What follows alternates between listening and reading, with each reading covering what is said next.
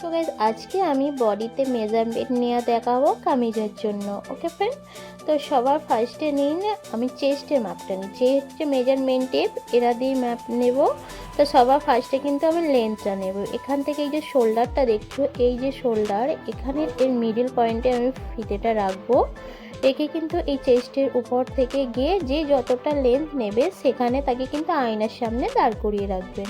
ওকে, তো তারপরে নেব চেস্টের মাপ। চেস্টের মাপের জন্য এখান থেকে নিয়ে এইভাবে একটা হোক, দুটো হোক, তিনটে হোক, আঙুলটা একটা এরকম ভিতরে রেখে দেবে, দিয়ে এইভাবে মেজারমেন্টটা নিতে হবে। ঠিক আছে, ভিতরে আঙুল না রাখলেও হবে, একই ব্যাপার হবে।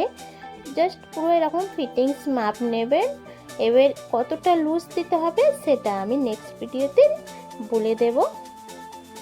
তো এখান থেকে হচ্ছে কোমরের মাপটা নিতে হবে।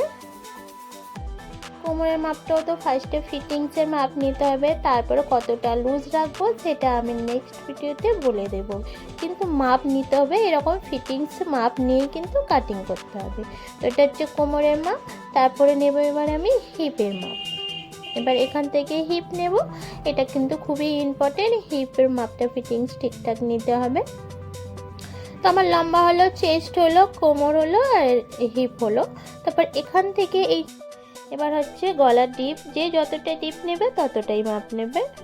এবার ব্যাক সাইডের যে ডিপ নেয়, ব্যাক পিছনের যে গলার ডিপ, এখান থেকে এইভাবে মাপ নিতে হবে। ওকে, তো এরকম হয়ে গেল।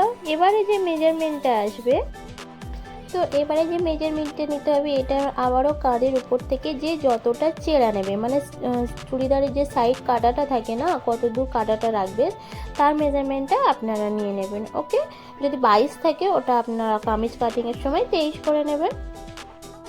এবার আসছে স্লিভস, মানে হাতার যে লেন্থটা নেব। এই যে হাতার লাইন আছে, সেলাই লাইন, এটা কিন্তু আমার তৈরি করা জামা বলে পুরো পারফেক্ট আছে। এখান থেকে মানে শোল্ডারটা যেখানে শেষ হচ্ছে সেখানটা নিতে হবে। ওকে, তো সেখান থেকে যে যতটা লেন্থ নেবে ততটাই।